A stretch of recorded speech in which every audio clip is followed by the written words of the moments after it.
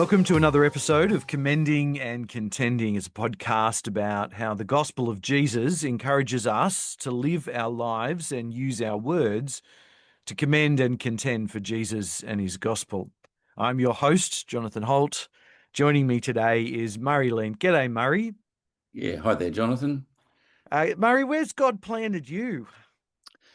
Well, I'm up here in Brisbane, and I am currently in active retirement, serving the Lord at the Glasshouse Country Baptist Church, which is most of the way to the Sunshine Coast if you're heading north of Brisbane. Sounds fantastic. Have you lived in that part of Australia for a while? No, I'm not at all. I'm doing an interim ministry there, actually. I live in one of the northern suburbs of Brisbane, but in my retirement, I've made myself available to serve in an interim capacity in other churches. And the folk at Glasshouse Country have approached me and asked whether I'd do 3 days a week for them. And it started at the beginning of July and looks like it's going to go through till the end of the year. So that's what I'm doing. Wow, that sounds fantastic. Murray, how has God been encouraging you recently? Well, in lots of little ways. I'll just give you an example.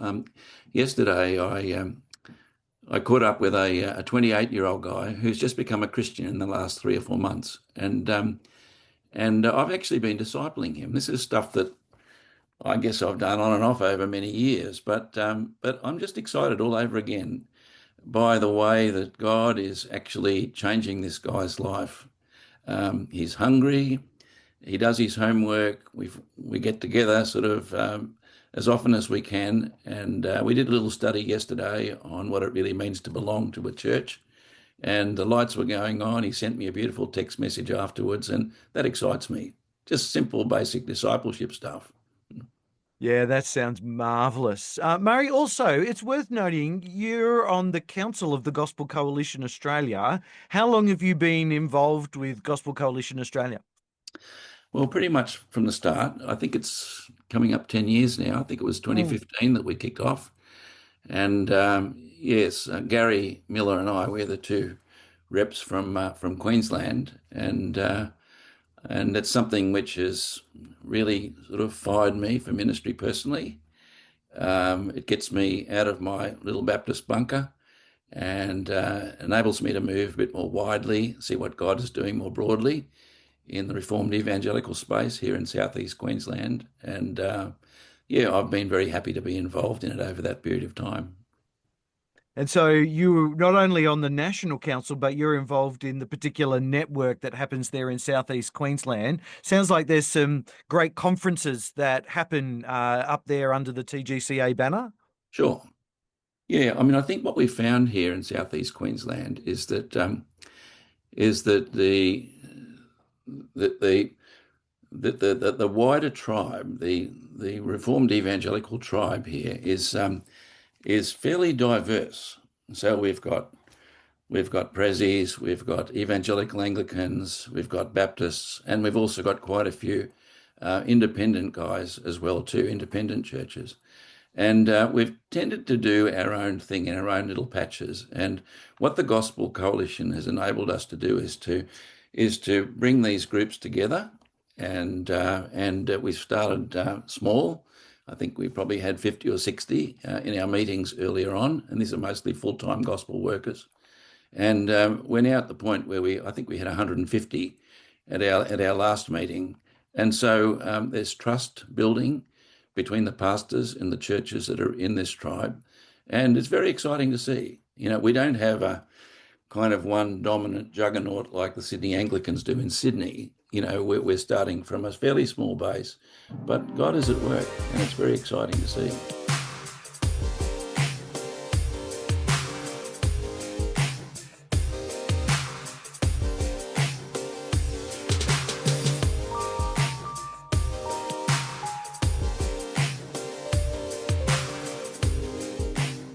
Murray, I particularly wanted to explore with you this phase of life you're up to and retirement. You described it as active retirement, and I noticed that You said you were making yourself available in your retirement to serve churches in a kind of locum or interim capacity. How long have you been retired now, Murray? Well, I've been retired now since the end of 2020. And look, coming up to retirement, I didn't really quite know what to expect. I knew that I was still in reasonable health physically. I knew that my brain half worked, and and I also knew that I was tired. I'd been in my role as senior pastor of the City North Baptist Church for 19 years, and I'd given as much as I had, I think, to my ministry over that period of time. And I was getting to the stage where kind of the weight of leadership was starting to bear down on me. And so I gave early warning to the elders that at the end of 2020, and I was 68 at that stage, that I would resign. But I also made a deal with God, if I can put it like that, that I would still make myself available if opportunities arose. And what's happened over these past 5 years is that plenty of opportunities have arisen, and so that has taken me to a number of churches for reasonably long stints. I did 10 weeks in a local church. I did 4 months in Papua New Guinea, in Port Moresby. I did 4 months in Townsville last year, and now I'm currently involved in this ministry that looks like it's going to be 6 months worth at the Glass House Country Baptist Church. So lots of opportunities have arisen, and as well as that, I speak at the occasional church camp or conference, and do a lot of one-off preaching stints in other churches as again the opportunities arise. I haven't gone looking for any of it, but God just seems to bring it along, and that's the way that my retirement has kind of worked out over these past 4.5 years. Now, you did say that you got to the end of that long stint of being a senior pastor and you were tired. So, why not just do like many people do and head into a retirement filled with rest and travel and relaxation and resorts and local clubs and golf matches? You haven't done any of that, Murray. Well, I haven't done much of it. That's true. Um, if you talk to my kids, and I have 6 kids and 14 grandchildren, they would tell me that they haven't seen as much of me as they were expecting and they would have liked, and I'm a bit sad about that. But having said that, I've also felt the constraining of the Lord to keep on going while I can. Um, and as I said, physically, I still feel able, and so retirement really, I guess it's a line on a calendar. But in terms of just switching off and putting the feet up and pulling out the golf sticks, I just don't see that that's exactly the way that God wants it to be. Certainly in my case, anyway. Yeah, it does sound like you have a calling that extends beyond the particular role that you had, and you have a calling to pastor and teach people. And you mentioned going to Papua New Guinea. What was that like? Well, I was actually born in Papua New Guinea, and Yeah. my parents lived and served up there for nearly 30 years. And so, in a sense, it was going back home. And I got the privilege of being able to pastor my childhood church. Back in those days, it was an international church, and it was about 80% Anglo and about 20% Papua New Guinean. Now it's flipped around the other way. It's still an international church, and it's still a fine evangelical witness in that big city, but it's about 80% Melanesian and it's about 20% international now. But it was fantastic to go back there and serve in the church and to involve myself as much as I possibly could in the local community as well as among the church folk there. And thinking about churches in Port Moresby, did you have much interaction with other pastors? Did you get a sense of how the church more generally was going in that place? Yeah, well, yes, I did. I mixed with, there was probably a group of about six or seven pastors. We used to get together every fortnight, and we would share together. I did a bit of teaching with them. We would pray together and have a meal together, and and it was great to be able to encourage them. Generally speaking, although Papua New Guinea is a very Christianized country, it's a bit like Africa. It's a mile wide and an inch deep, and a lot of the churches there have been influenced by the prosperity gospel, and there's been a huge lack of good, solid Bible teaching, and so the place is really ripe for false teachers, and there is a lot of false teaching or teaching which is not solid on Scripture, and because of that, the church really is very weak. It's very vulnerable, and I think from that point of view, it was very sad to see. And we really need to do whatever we can to encourage the pastors who do want to have a good Bible-based ministry in that country. Also, I'm wondering, you were in full-time ministry leadership for many, many years, and then you're now doing 3 days a week. How do you cut down the kind of large ministry load down to something that's manageable for 3 days a week? Yeah, well, the 3 days a week is primarily a preaching role. And so I have one day for preparation. I have Sundays, and then I work in the office on Mondays, and I make myself available to meet with people who want pastoral counsel. I help with a little bit of church administration and that sort of stuff. But by and large, it's a preaching and teaching focused role, and that suits me fine. I think I kind of knew it was time to retire when as I said before, the weight of leadership started to bear down on me, and it was particularly, I think, the administration load, which I found very burdensome. And as a young pastor, I didn't have to worry about a lot of the compliance stuff and the legislation and the box ticking that young pastors have to do these days. I feel very sorry for them because of that. But yeah, I haven't had to do much apart from the preaching and the teaching and a bit of pastoral care stuff with the folk at Glasshouse. And yeah, in the meantime, so we spend my wife and I we spend 3 days a week up there, and then back in Brisbane for the other 4 days a week. And when I'm back here in Brisbane, I run a home group and I mentor other younger pastors on a regular basis, and I do gospel coalition stuff. So my life is still pretty full. I just don't get paid too much for it. That's all. And what a joy to not need to be paid for it, but for the love of Christ to compel us Sure. to continue to serve in the way that God's obviously called you to do. Um, as you mentor younger pastors, are there particular challenges you notice that those younger church leaders are having? You mentioned kind of changes in administrative burdens. Are there other things like that that you can see have changed in pastoral work as you mentor these younger leaders?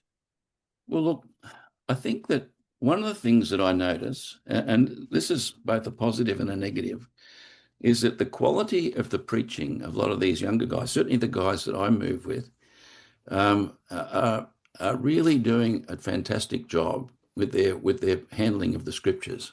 That massively encourages me, and I give great credit to the Bible colleges, I think, for the training that's taking place in that space. What I am finding, however, is that a lot of them are struggling to get the balance right in their ministry, and I think particularly in the area of pastoral care, I think it's difficult for some of these young guys to know exactly how to pastor people.